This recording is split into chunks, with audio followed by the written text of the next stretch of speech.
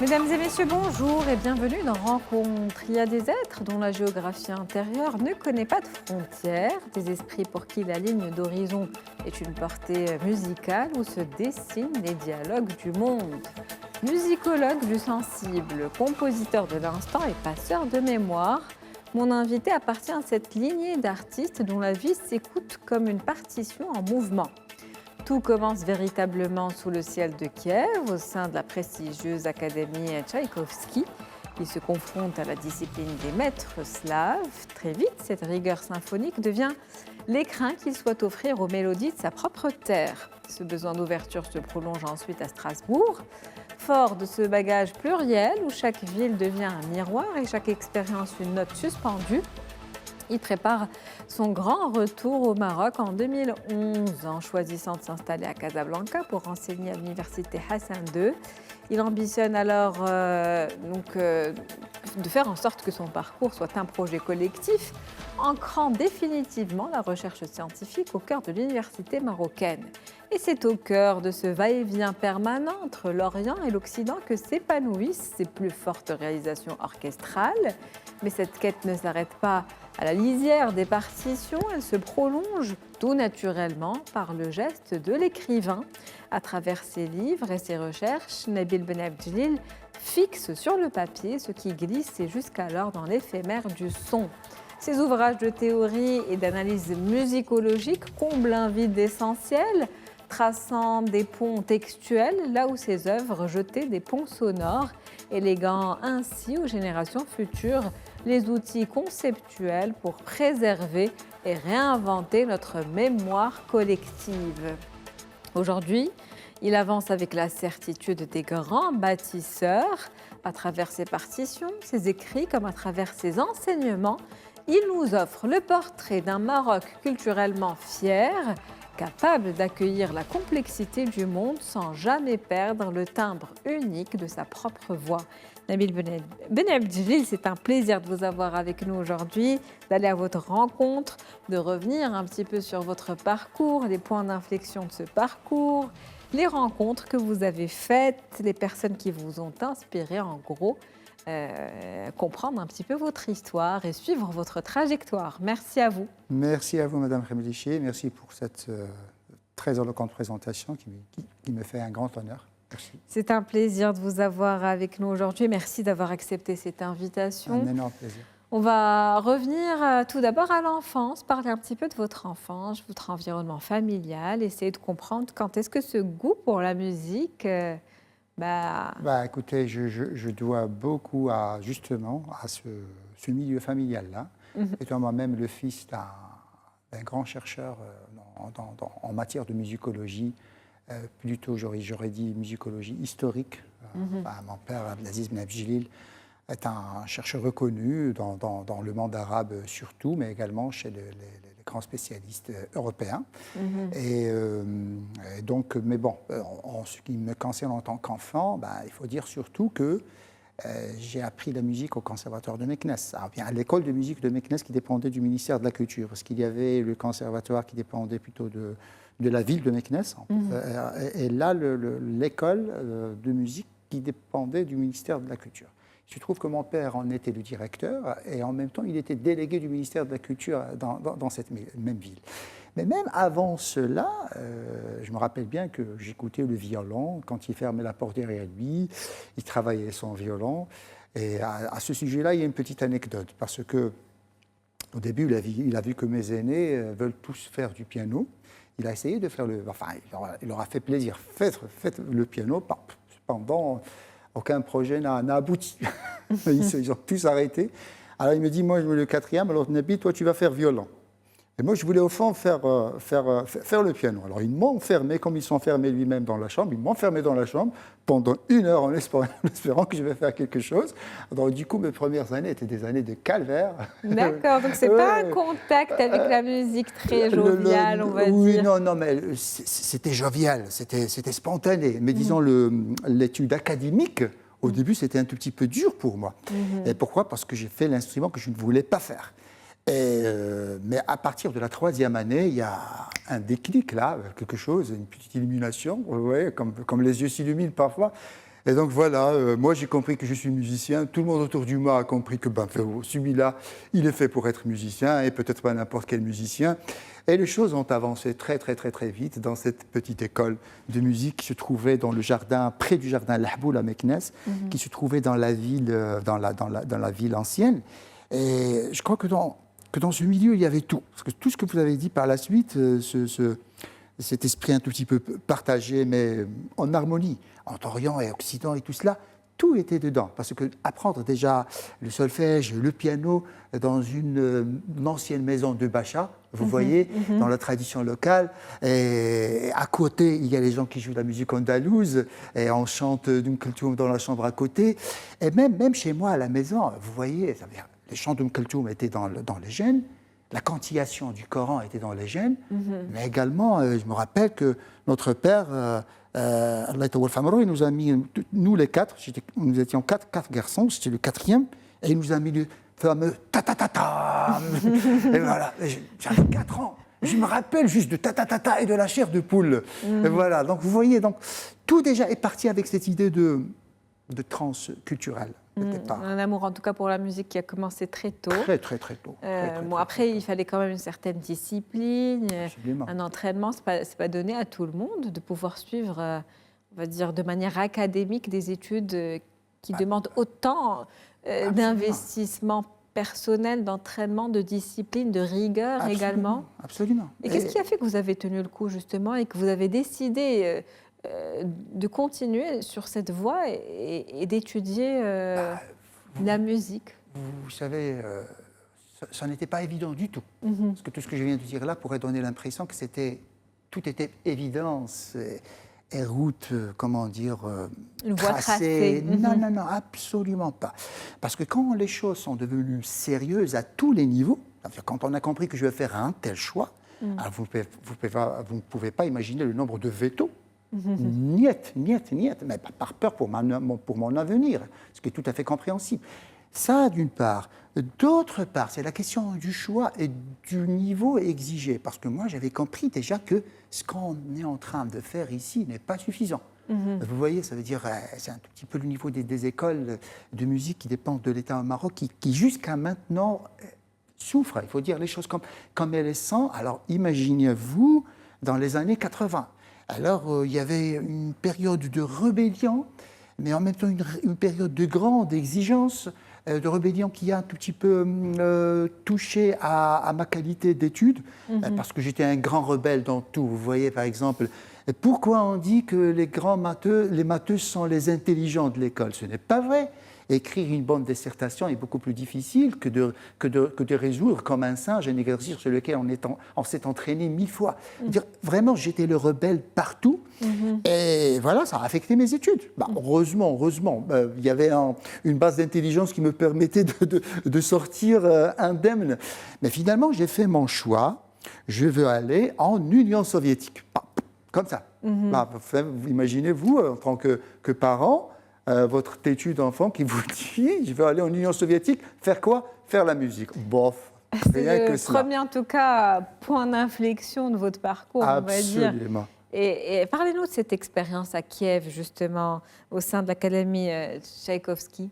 Alors, écoutez, je suis allé en Union soviétique, effectivement. C'était en 1990. Pour intégrer cette académie, il y avait beaucoup de choses. Oui. Et donc, il y avait, tout d'abord, 1990, dernière année de l'Union soviétique. J'ai fait la langue, parce que la première année, c'est une année d'études de la langue. Deuxième année, j'ai changé de spécialité, parce que figurez-vous, je suis allé là-bas en tant que vétérinaire. D'accord. Le consensus était de faire quelque chose qui rapporte de l'argent en plus de mon hobby. Oui. Après le consensus, je l'ai complètement. Je n'ai pas respecté l'accord de paix que j'ai signé. Et donc, voilà, je suis allé là-bas, j'ai changé de spécialisation et je me suis retrouvé à Kiev. Kiev indépendante, tout à coup. Voilà, je ne m'attendais pas. Parce qu'il y aurait la Russie et l'Ukraine et la Moldavie et tout cela. Moi, je suis allé en Union soviétique. Paf, je me suis retrouvé à Kiev, capitale de la nouvelle Ukraine. Et donc, je n'ai pas intégré le conservatoire, l'Académie Tchaïkovski immédiatement, j'ai intégré ce qu'on appelle Muzikальное училище, c'est une sorte d'école intermédiaire entre le lycée et les études supérieures. Bon, là-bas, le système est un tout petit peu différent. N'empêche, c'est une école très prestigieuse également. Il y a de grands musiciens qui ont étudié là-bas, comme le grand pianiste Vladimir Horowitz, l'un des grands monstres du piano du XXe siècle. Et puis, j'ai intégré la classe de composition à l'Académie Tchaïkovski, l'une des trois grandes représentantes de la tradition russo-soviétique. Parce qu'il y a les académies ou bien les conservatoires Tchaïkovski, on est trois grands, à Moscou, à Saint-Pétersbourg, ancien Leningrad, et à Kiev. Et là, donc, tout était différent, tout était difficile. Déjà de voir, en tant que pianiste, tu ne valais rien. Parce que tout le monde ici me disait au Maroc, tu étais, je suis une virtuose. Oh là là. Quand tu vas là-bas, tu vois vraiment c'est quoi être virtuose. Mais heureusement pour moi, le piano n'était pas réellement mon but. Moi, je suis quelqu'un qui est plus dans l'intériorisation et dans l'extériorisation qui suit, ce qui veut dire la composition. Heureusement pour moi. Et donc, c'est jamais être compositeur, c'est pas comme être pianiste, parce que si on commence par le piano à un certain âge, on est perdu. Pour la composition, c'est une autre chose. Et donc, a commencé une belle expérience compliquée, très productive. Et justement, est-ce qu'à ce moment-là, vous avez eu des moments de doute quand vous avez vu un petit peu la difficulté du chemin à parcourir finalement? Le doute. Est-ce qu'il y a une rencontre qui vous a un petit peu bouleversé ou qui vous a aidé à faire le choix que vous avez fait aujourd'hui? Écoutez, le doute ne nous laisse jamais. C'est notre compagnon le plus intime. Vous voyez, pour être pas. D'ailleurs, si on me dit le contraire, c'est qu'on prétend une certaine certitude qui est loin de l'esprit d'un artiste. Alors, non, oui, les rencontres, je n'ai pas arrêté de faire. Je me rappelle d'une certaine, justement, en plein doute, dans la phase la plus sombre de mon doute, dans la belle ville de Kiev, qui à ce moment-là n'était pas belle du tout à mes yeux, j'avais décidé de lever mes valises et de rentrer au Maroc. Et dans ce week-end-là, le dernier week-end avant mon retour, j'ai fait la rencontre chez des amis syriens, d'un musicien ukrainien dont la fille était mariée à un Syrien et qui se trouve être parmi les responsables de ce musical Néo-Tchilichi, l'école Glière. On lui parle de moi. Il me dit, venez jouer s'il vous plaît. J'ai commencé à jouer mes compositions. Il était bouche bée comme ça. Il m'a dit, mais qu'est-ce que vous faites ici? Demain, on commence la procédure de changement d'études. Voilà. Donc, c'était quelque chose du ciel qui est descendu, comme quoi parfois il y a des choses. Je me rappelle de ce monsieur, Vladimir Afanassevitch Khorenko, que j'aime beaucoup jusqu'à cet instant-là. Et donc après, voilà, donc a commencé ce parcours-là.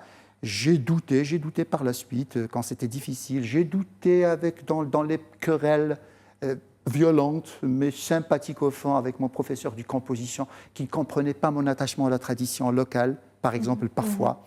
Petite anecdote, à un certain moment, j'ai insisté à faire les choses à ma manière. Il m'a dit, en quelle année vous êtes de l'Égir?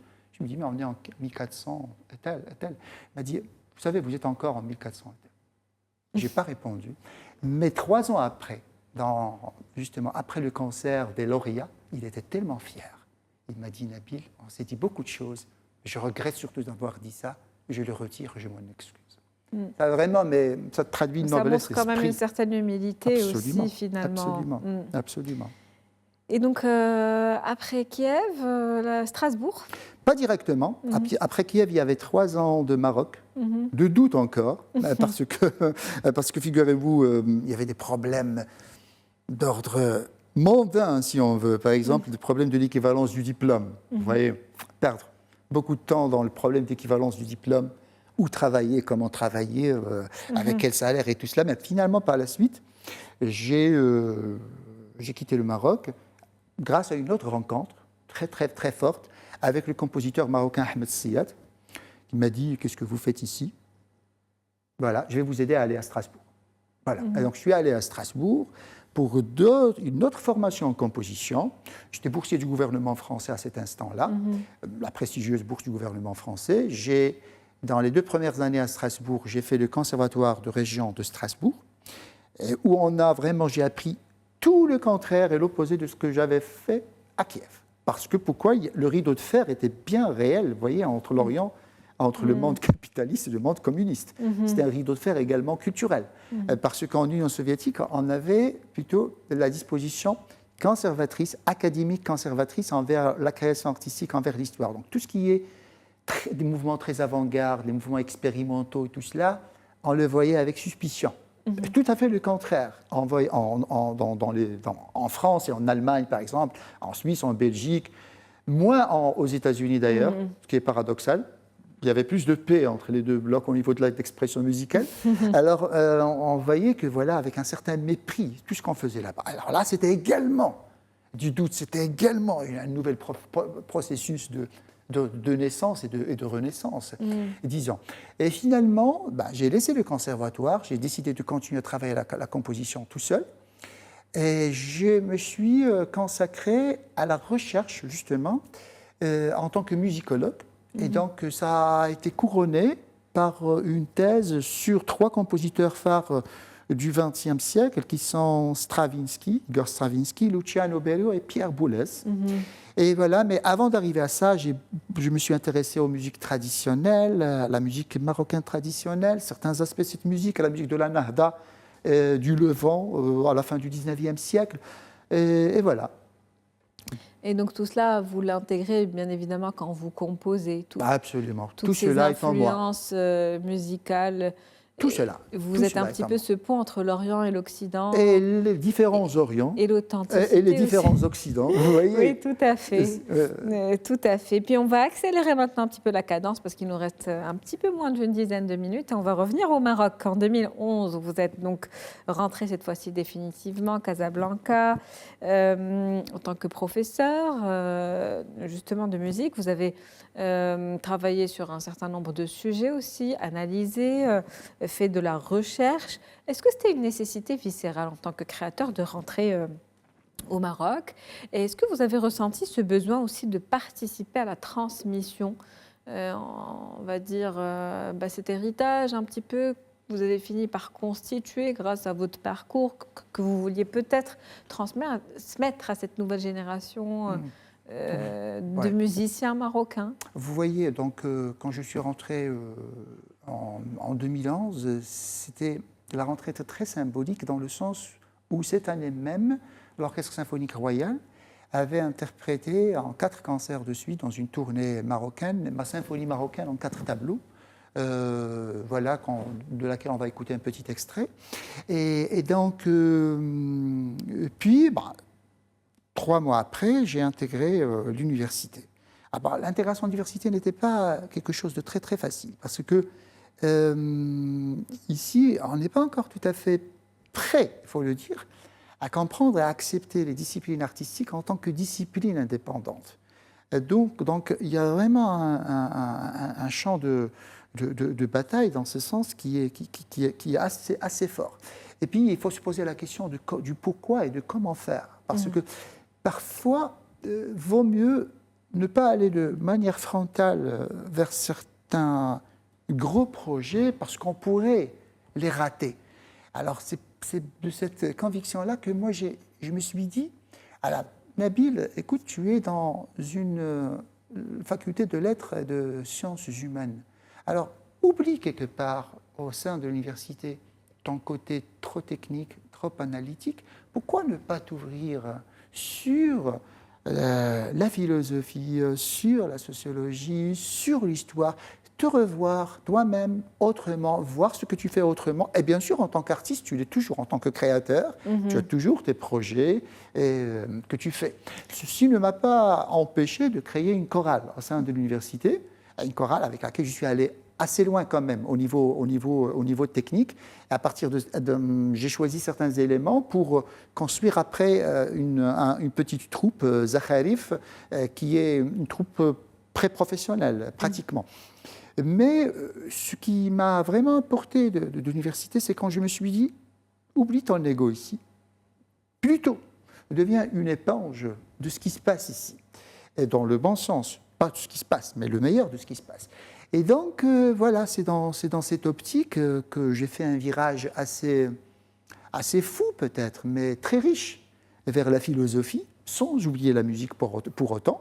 Alors qu'il y a mon conte philosophique Ibn Iqdan, et également l'un des projets sur lesquels je travaille, c'est une repensée de la naissance de la tragédie de Friedrich Nietzsche, voir le rapport, ou bien comment on pourrait utiliser ces concepts sur la musique soufie et la musique marocaine plus généralement. Et puis votre dernier livre, qui est aussi un livre philosophique. Oui, ça c'est justement c'est le Kant philosophique, le retour de Ibn Yaqdan, mais ça c'est de la philosophie pure et dure.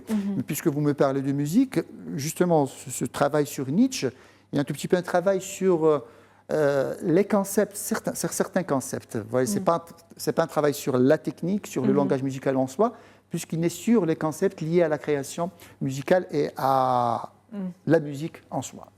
Voilà. Et donc, cette, on va dire, transition s'est faite un petit peu naturellement. Peut-être pas transition, c'est pas le bon terme, mais le fait de commencer à écrire, de laisser des traces, de mettre vos recherches finalement sur papier. Et ça facilite aussi cette transmission de savoir, finalement. Absolument, absolument. Elle facilite cette transmission du savoir. Elle la fixe, espérant qu'elle ne la fige pas. Vous voyez, parce que le grand problème des professeurs universitaires chez nous, c'est d'être figé et d'adorer se faire figer soi-même. Vous voyez, adorer sa propre statut, c'est très grave. Puisque vous parlez de transmission, j'aime beaucoup ce que je fais en classe. Parce que, figurez-vous, ce que je fais par exemple dans l'histoire des idées de l'art, c'est d'ouvrir vraiment le champ visuel, auditif, cognitif, tout ce que vous voulez, de ces jeunes-là et de moins jeunes sur la tradition artistique occidentale dans son plus haut niveau. Pour moi, c'est vraiment une grande réalisation qu'un enfant du peuple, voilà, qui maîtrise même mal la langue française, se trouve en train d'aimer Claude Debussy, de chérir l'écoute de Claude Debussy. C'est l'ouverture vers un autre monde, finalement. C'est une ouverture, et c'est une élévation spirituelle, également intellectuelle. Enseigner à l'université, c'est comme on le disait, transmettre, mais c'est aussi recevoir, parce que finalement, Absolument. en tant que professeur, j'imagine que vous êtes aussi inspiré par vos élèves. Absolument. Vous voyez un petit peu les tendances, les nouvelles sensibilités peut-être, les questionnements qui peuvent permettre de s'élever davantage. Le courage, parfois, qu'ils inspirent. Par exemple, quand vous avez parlé de doute, le doute, il y en a plein de doutes. Vous voyez, la première année était très difficile ici, parce que vraiment, c'était le choc culturel incroyable. Et puis que j'avais tendance à décrire avec le mot chute. Chute. Non, mais quand j'ai vu ces enfants de quartier assez défavorisés de Casablanca adhérer au chant polyphonique, à la polyphonie, avec un tel amour, une telle passion, une telle foi, alors que moi, je me suis dit, petit bourgeois que tu es, comment tu peux te permettre de souffrir en voyant ici que tu peux faire de telles choses avec ces gens-là, avec ces jeunes-là, et leur donner réellement foi et espoir. Vous voyez, c'est une sorte de contamination qui va dans les deux sens, contamination positive. Et justement, on va profiter de ces derniers instants pour écouter cet extrait dont on a parlé tout à l'heure avant de terminer cette rencontre, on va dire cet entretien avec vous. C'est tout de suite.